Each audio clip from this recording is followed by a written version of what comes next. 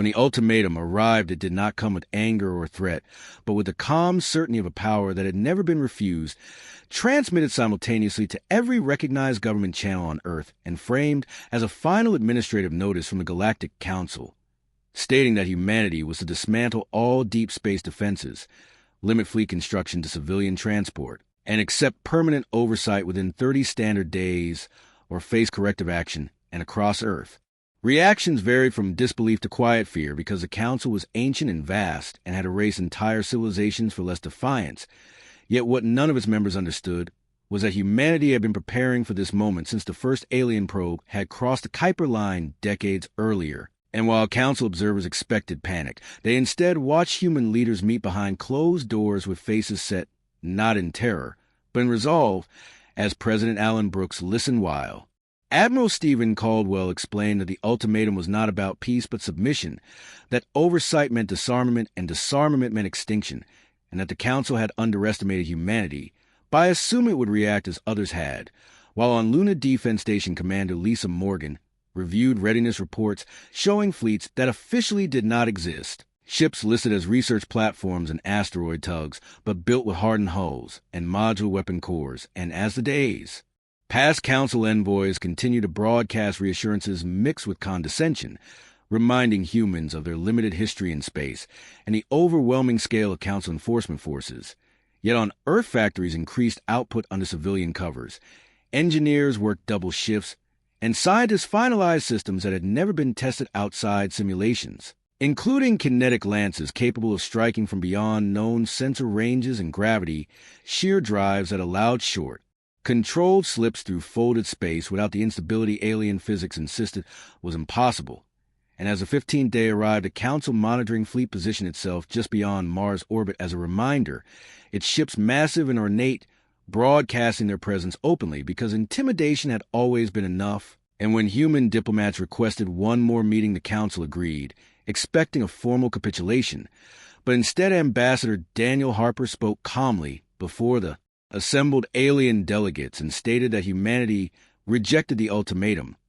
not with insults or threats, but with a simple refusal, explaining that humans valued autonomy and survival above comfort, and that no species had the right to dictate Earth's future. And laughter rippled through the chamber as elder counselors dismissed the statement as bluster, warning that humanity was making a historic mistake. While back in Seoul, the unthinkable quietly began as the first wave of human warships powered up in hidden orbits around Jupiter and Saturn. Crews composed of volunteers who understood that victory was uncertain, but submission was unacceptable, and as alien sensors detected unexpected power spikes, they reported anomalies that were initially ignored,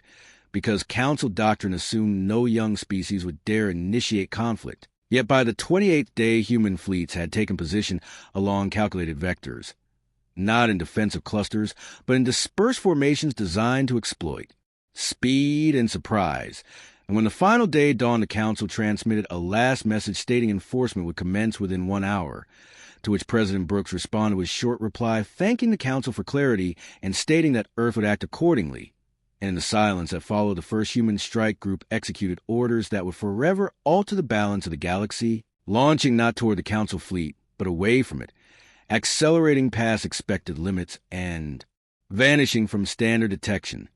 leaving alien commanders confused as reports flooded into lost tracking and unexplained gravitational distortions. And as Council strategists struggled to interpret the data, humanity revealed the truth of its preparation, that it studied alien psychology as carefully as alien technology, understanding that fear came not from defense, but from unpredictability. And within minutes, the Council monitoring fleet experienced cascading system failures as unseen. Impacts tore through command vessels with precise brutality, disabling rather than destroying, sending a message clearer than any speech that humanity had not only refused submission, but had chosen escalation. And as the first alien flagship went dark, the realization spread to the Council chambers that Earth had not acted in desperation, but with calculated intent, and that the ultimatum meant to end humanity's independence had instead triggered a response no one had imagined, because humanity had done the unthinkable. It had decided that if survival required war with the galaxy, then war would come first. And in that moment, as alarms echoed across alien ships and emergency channels lit up with urgent reports, the ancient council finally understood that it had misjudged the species it sought to control, and that the next 30 days would not be about enforcing order, but about enduring a conflict humanity had already begun on its own terms. The shock that followed the sudden neutralization of the council monitoring fleet rippled outward through every layer of galactic space, with a speed that stunned even seasoned strategists. Because for the first time in recorded interstellar history, a pre-uplift species had not only rejected an ultimatum, but had struck first with precision and restraint. And as damaged alien vessels drifted powerless near Mars, while emergency beacons screamed into void, Earth did not broadcast victory or threats, but remained silent, forcing the council to confront uncertainty without narrative control. And inside the vast circular chamber, where hundreds of species convened, Counselor Trelvon of the Keeler Dominion demanded immediate retaliation, arguing that hesitation would be read as weakness, while others urged caution as fragmented reports described weapons signatures that did not match any known human technology cataloged by Council intelligence. And as debates raged, analysts struggled to reconcile data showing attack vectors originating from impossible angles and distances that violated established tactical limits. While back in Seoul, Admiral Caldwell oversaw fleet dispersion protocols as human ships that had revealed themselves only briefly now vanished again into dark trajectories. Their commanders instructed not to pursue glory, but to execute Phase 2, which involved targeting communication relays and navigation hubs along Council control corridors far beyond Earth's immediate neighborhood. Because humanity's strategy was not to win a single battle, but to fracture the illusion of Council omnipotence. And as President Brooks addressed a closed emergency session, explaining that humanity's objective was deterrence through demonstrated capability rather than conquest, scientists like Dr. Karen Holt monitored telemetry from experimental drives with quiet intensity, knowing that every successful jump rewrote assumptions that had governed spaceflight for millennia. And when the first Council response fleet arrived weeks later at the edge of Seoul in overwhelming numbers, they found nothing to engage, only drifting wreckage from their own disabled scouts, and a carefully transmitted human message offering medical aid and safe withdrawal corridors, a gesture that confused alien commanders conditioned to view mercy as weakness. Yet as they regrouped, reports poured in from distant systems where Council patrols had suffered identical non-lethal strikes. There, ships crippled by kinetic penetrators that bypassed shields entirely and struck critical systems with surgical accuracy, spreading fear not through destruction but through the realization that humans could strike anywhere without warning. And inside Council space, younger species began to question doctrines they had accepted for generations, while veteran powers like the Frex Empire quietly shifted fleets inward to protect core worlds. And as Ambassador Harper returned to the Council chamber, under armed escort, he did not boast or threaten, but calmly stated that humanity sought recognition as a sovereign power, and that continued enforcement actions would be met with proportional responses, prompting outrage from traditionalists and unease from those who saw the pattern forming. Because humanity was not acting like a rebellious client species, but like a peer engaging in calculated power signaling. And when Council intelligence finally acknowledged that Earth's industrial output and population base allowed for sustained conflict far beyond initial estimates, panic crept into strategic projections, especially as economic disruptions followed the loss of key transit hubs. And as weeks turned into months, the galaxy adjusted to a new reality where trade slowed, borders hardened, and whispers spread that the Council's authority had limits, all while human fleets remained mostly unseen, striking selectively, withdrawing cleanly, and never allowing the Council decisive engagement. And in the quiet moments between crises, alien leaders began to ask a question that had never before been voiced in Council halls. Not how to punish humanity, but how to survive a war they no longer controlled. Because Earth's unthinkable choice had not been reckless defiance, but a cold acceptance that peace without freedom was simply a slower form of extinction. And that truth now echoed through every anxious transmission crossing the stars. As the strategic paralysis within the Galactic Council deepened,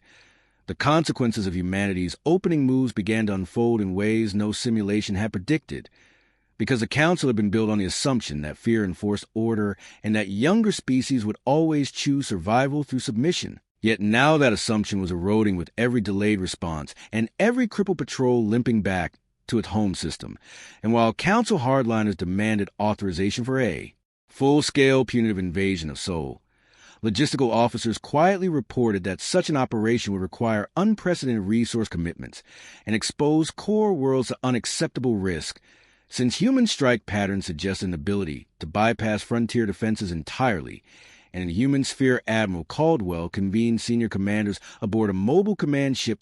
drifting beyond Neptune, outlining the next phase, which focused not on escalation but narrative control, instructing captains like Rebecca Lawson and Eric Dunham to allow limited encounters where human ships could be seen, engaged, and still prevail decisively, because humanity needed the galaxy to understand that resistance was not symbolic but repeatable. And when the first such encounter occurred near the Virex trade spur, unfolded exactly as planned, with a Council enforcement squadron intercepting what appeared to be a lone human cruiser escorting cargo,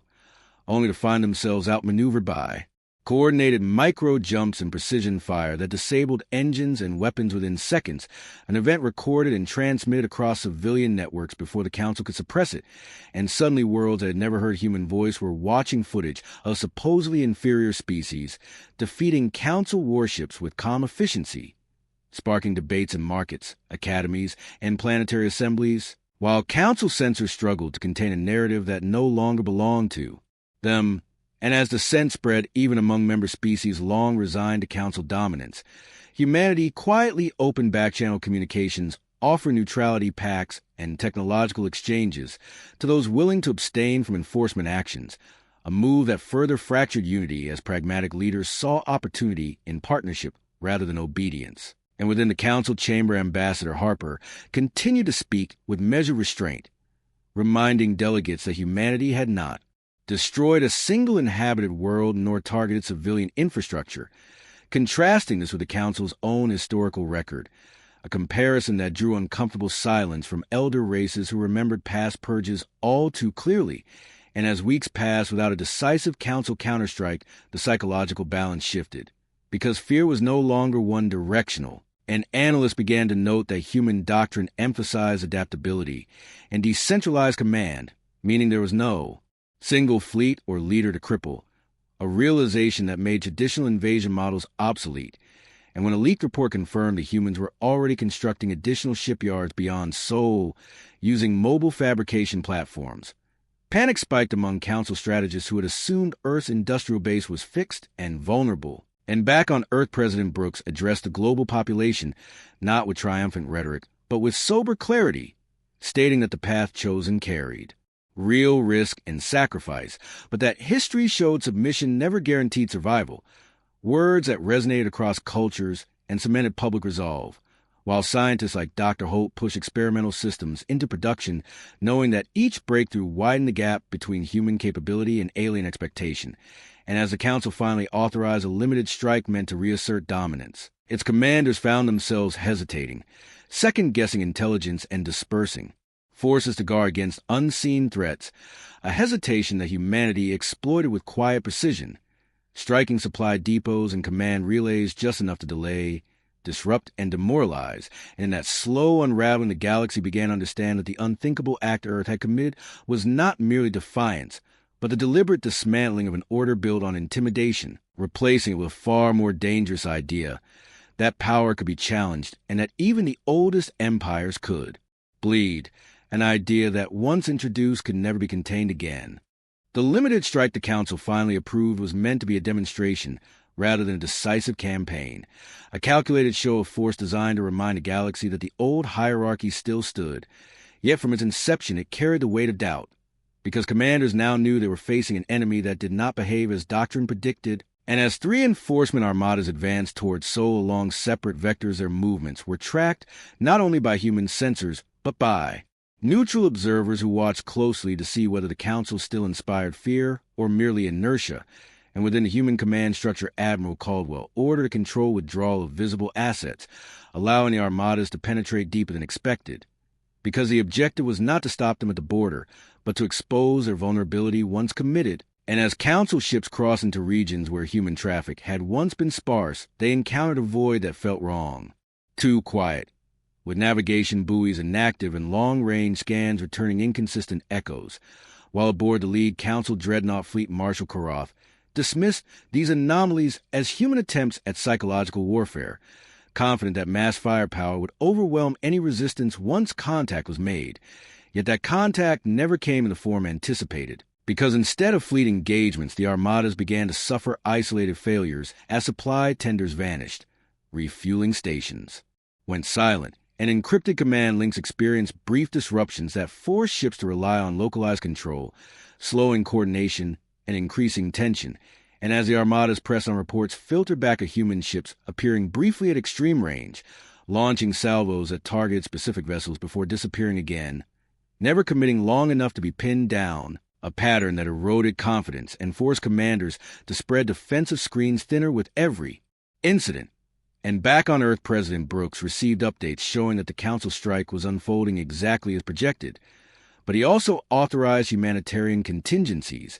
instructing diplomats to prepare evacuation offers for civilian populations in any system caught in the crossfire, because humanity understood that legitimacy in the eyes of the galaxy would be decided as much by restraint as by strength. And as the armadas neared the inner system, they finally encountered a concentrated human force near the orbit of Jupiter, where dozens of human warships formed a loose defensive arc that appeared almost fragile compared to the massed alien formations, prompting Council commanders to order an immediate engagement to crush resistance and reclaim momentum. Yet the moment firing solutions were locked, human ships executed synchronized maneuvers that revealed the depth of their coordination, dispersing in controlled bursts and launching kinetic strikes that bypassed shield harmonics the Council had believed unassailable, disabling capital ships with alarming efficiency. And as alien crews struggled to respond, they found their targeting systems lagging behind opponents that seemed to anticipate every move, because human battle doctrine emphasized predictive modeling and decentralized decision-making, allowing individual captains to adapt in real time rather than wait for command approval. And within minutes, the engagement devolved into chaos as damaged Council vessels collided or drifted powerless, their commanders forced to order retreats under fire. And when the surviving armadas withdrew, they carried not just physical losses, but the knowledge that even in open confrontation humanity could meet them head-on and prevail, a revelation that spread rapidly through Council space and ignited panic among worlds that had long relied on Council protection, while in the aftermath human ships held position long enough to transmit a clear message, offering ceasefire terms and reiterating demands for sovereign recognition, a message broadcast on open channels for all to hear. And as Council leaders convened emergency sessions marked by raised voices and open accusation, the galaxy watched the old order fracture under the weight of its own assumptions, because Earth's unthinkable choice to resist had now evolved into a sustained challenge that the Council could neither ignore nor easily crush. And for the first time in its long history, the question before was not how to enforce compliance, but whether survival required compromise with a species it had once dismissed as insignificant. The emergency sessions that followed the failed Armada engagement exposed fractures within the Galactic Council that had been hidden for centuries beneath ritual and precedent, because now accusations were no longer whispered but spoken openly as minor powers blamed elder species for provoking a conflict they could not decisively win. And while hardliners still argue for total war, they were increasingly outnumbered by pragmatists who saw the strategic reality forming, that humanity had achieved something far more dangerous than battlefield victories by undermining the Council's image of inevitability. And as trade guilds reported cascading losses and frontier worlds demanded additional protection,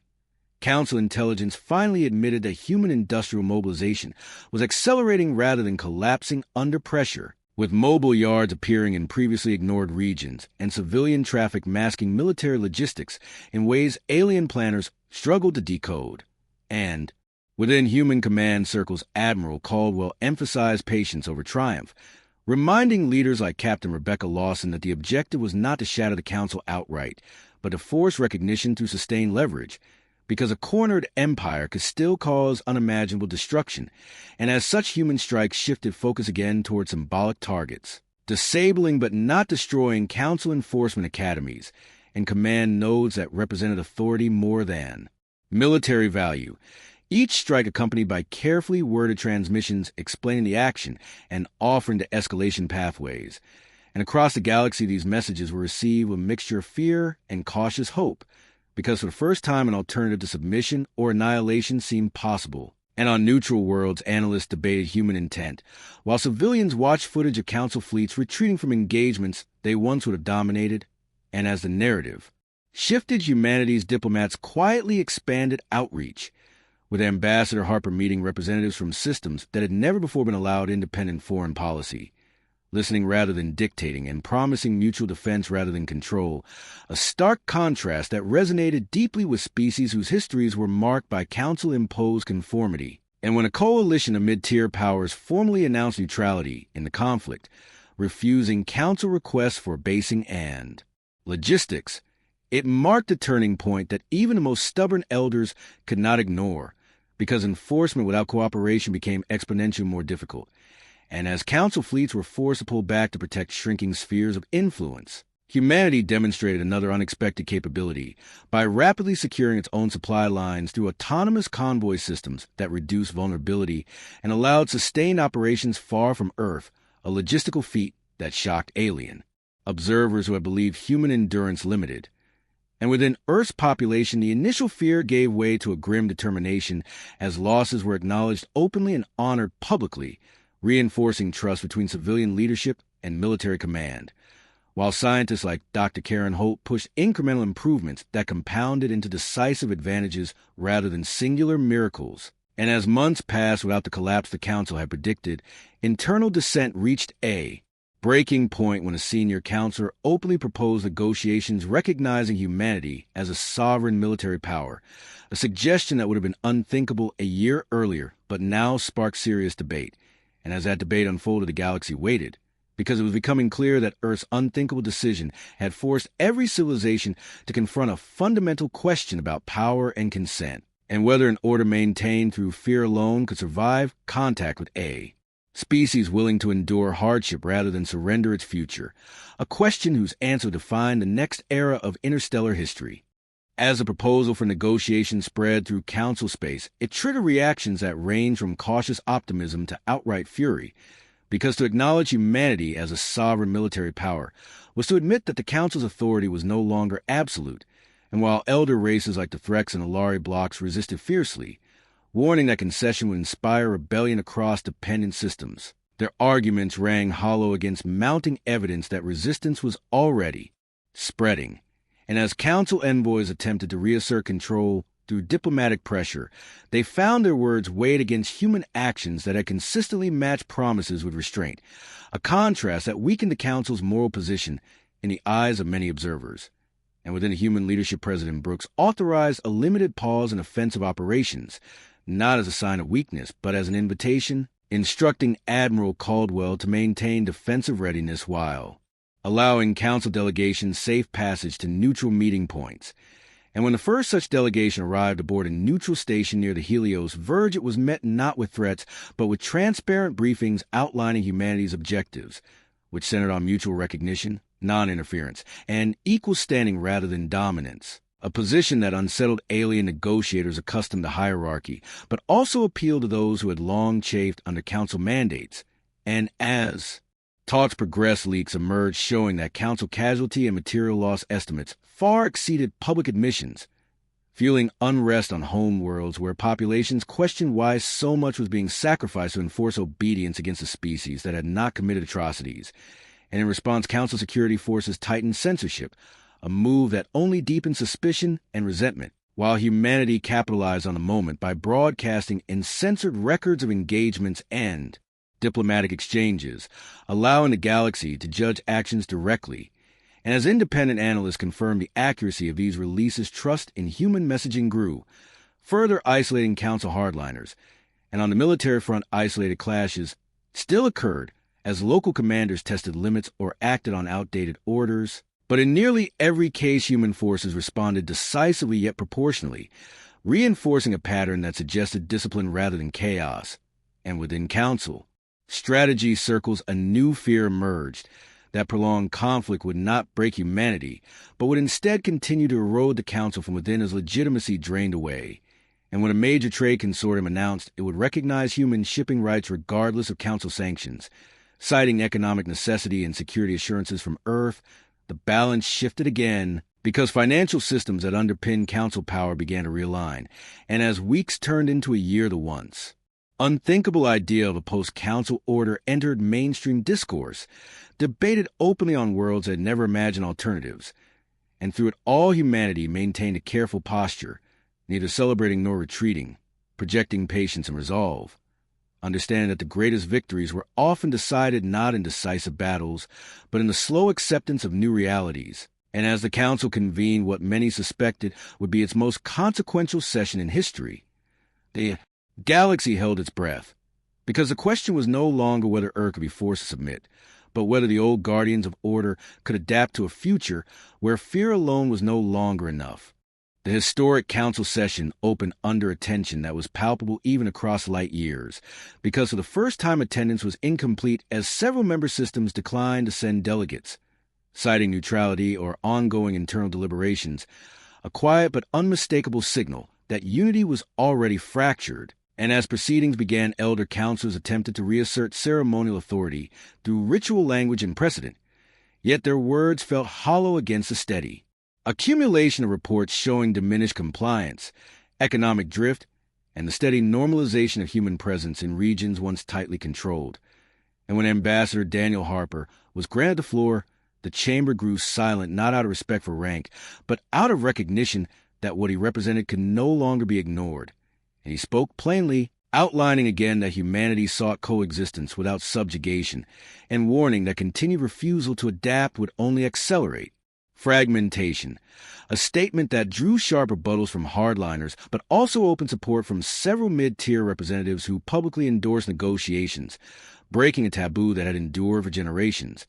And as debate intensified, intelligence updates arrived confirming that additional council enforcement groups had withdrawn from contested sectors without orders, choosing consolidate rather than risk further engagement with unpredictable human forces, a development that sent shockwaves through military command because it revealed declining confidence at the operational level, and within human space, Admiral Caldwell monitored the session indirectly, while overseeing readiness drills that emphasized rapid response rather than expansion, knowing that a sudden collapse of council authority could create power vacuums as dangerous as open war. And as such, he coordinated with diplomats to prepare stabilization contingencies with allied and neutral systems, positioning humanity not as a conqueror, but as a guarantor of limited order. And as the council session dragged on, it became clear that consensus was impossible under existing rules, prompting an unprecedented procedural crisis when a bloc of member species formally invoked a charter clause demanding restructuring of enforcement authority, effectively challenging the council's core mandate. And while elder races protested furiously, the motion could not be dismissed without exposing the council's impotence. And across the galaxy, reactions were immediate as worlds began reassessing treaties and defense arrangements in real time, some reaching out to Earth directly for guidance, and President Brooks authorized provisional advisory teams to assist in maintaining local stability, carefully avoiding any action that could be framed as annexation, reinforcing the image of humanity as a reluctant but capable actor. And as internal council channels leaked heated exchanges and threats of withdrawal, the reality settled in that the institution as it had existed was ending, not with a single dramatic collapse, but through a rapid erosion of relevance. And in that moment of transition, humanity faced its own test, resisting the temptation to push for dominance and instead focusing on shaping norms that discourage the rise of another fear-based order. And as observers reflected on the sequence of events, many concluded that the unthinkable choice Earth had made months earlier had succeeded not because of superior firepower alone, but because it had exposed a fundamental weakness in a system built on intimidation, proving that once fear was confronted and survived, its power diminished. And as the session adjourned without resolution, the galaxy entered an uncertain interlude, aware that the next decisions would define not only humanity's place among the stars, but the nature of interstellar order itself. The uncertainty that followed the unresolved council session did not erupt into chaos, as many had feared, but instead settled into a tense recalibration, because power vacuums were filled not by sudden wars, but by cautious realignments as systems prioritized stability over ideology. And in that space, humanity made its final and most consequential move by convening a multilateral summit open to all willing participants regardless of former council status, hosted on a neutral orbital platform, where security was transparent and shared, signaling trust rather than dominance. And when delegates arrived, they found human representatives prepared with frameworks for mutual defense, trade arbitration, and conflict resolution that deliberately limited centralized coercive power, lessons drawn directly from observing the Council's failures. And as discussions unfolded, it became clear that many species were less interested in replacing the Council with another authority than in preventing any single entity from holding unchecked control again, a sentiment humanity openly supported. And while a remnant of the old Council attempted to discredit the summit as a power grab, their influence had waned to the point where such claims fell flat, especially as human fleets remained deliberately restrained, positioned defensively, and visibly disengaged from contested zones, reinforcing the message that the era of enforced compliance was ending. And on Earth, President Brooks addressed the global population, acknowledging the cost of the path taken, honoring those lost, and emphasizing that the objective had never been conquest but survival with dignity, words that resonated far beyond Seoul as they were rebroadcast across networks, now free from Council censorship, and as the summit concluded with the signing of provisional accords recognizing humanity as a founding equal rather than a ruler, the symbolic way of the moment rippled outward, because it marked the first time in Galactic history that a dominant order had been challenged and reshaped without the annihilation of one side, and in the months that followed, the Council formally dissolved its enforcement arm, retaining only advisory and archival functions, a quiet end to an institution that had once claimed eternal authority. And historians across species would later debate whether its fall was inevitable or merely accelerated by human defiance. But among those who lived through it, the lesson was simpler and far more unsettling, that the galaxy had learned fear was not immutable, and that even the most ancient powers could be forced to change when confronted by a species willing to accept risk rather than surrender its future. And as human ships returned home not in triumphal parades but in steady rotations, their crews aware that vigilance would always be required, the broader galaxy adjusted to a new balance where respect was negotiated rather than imposed, and the unthinkable decision Earth had made when, faced with an ultimatum, became a defining moment, not because humanity had proven itself unstoppable, but because it had proven that submission was not the only path to survival, a truth that would shape interstellar relations for generations to come.